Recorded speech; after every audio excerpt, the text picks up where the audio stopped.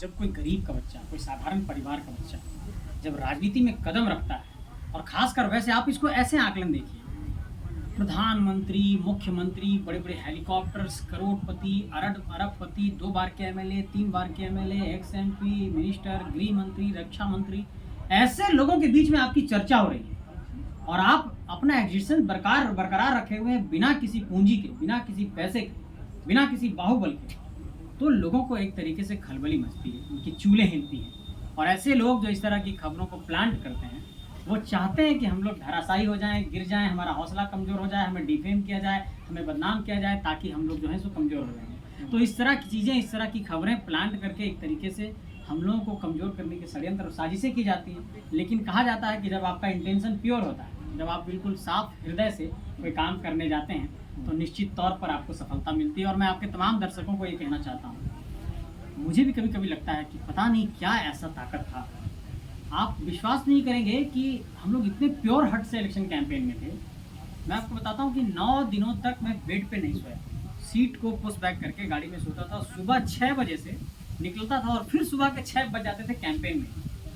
तो इस तरह से, और जहाँ पर सुबह हुई वहीं पर किसी कार्यकर्ता के घर में फ्रेश हुआ, वहीं पर फिर से ब्रेकफास्ट वास्ट किया, फिर वहीं से कैंपेन शुरू हो गया। तो हम लोगों ने अपने मेहनत और संघर्ष के बुनियाद पर जो कुछ भी हासिल किया है, इसमें किसी का कोई हाथ नहीं है।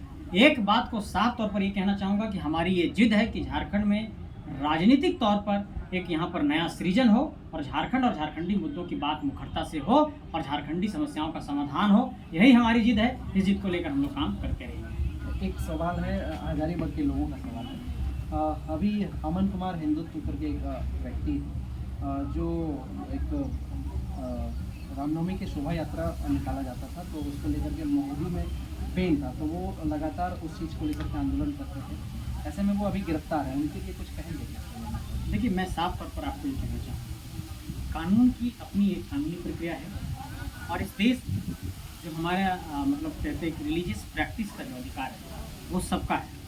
मैं ये कहना चाहता हूँ कि अगर कुछ गलत हुआ है तो उनकी रिहाई होनी चाहिए। और अगर उन्होंने, देखिए क्या है कि कानून पर सबको विश्वास रखना चाहिए। जब मीडिया ट्रायल से कुछ नहीं होता, कानून में जब ट्रायल होता है तो वहाँ सारी चीज़ें सामने आ जाती हैं। और इस देश के अंदर बहुत सारे ऐसे मामले रहे हैं जिसमें लोग अगर जेल के अंदर गए तो पुलिस कई बार एविडेंस नहीं प्रस्तुत कर पाती है, फिर उसको बेल पर आदमी बाहर आ जाता है, फिर देखेंगे बाद में उसको एक्विटल हो जाता है, वो मतलब दोषमुक्त हो जाता है। तो कई तरह के ऐसे मामले हैं जिसमें हो सकता है कि बहुत तरह का राजनीतिक षड्यंत्र वगैरह वगैरह का भी मामला होता है। मैं यही कहना चाहूँगा कि अगर कुछ गलत हुआ है किसी के साथ, कानून क्या कहता है कि एक भी दोषी बचना नहीं चाहिए और एक भी निर्दोष फंसना नहीं चाहिए। मैं इस मामले में यही कहना चाहूँगा कि अगर जिनका आपने नाम लिया, अगर वो दोषी हैं तो कानून उन पर काम करे, अगर वो निर्दोष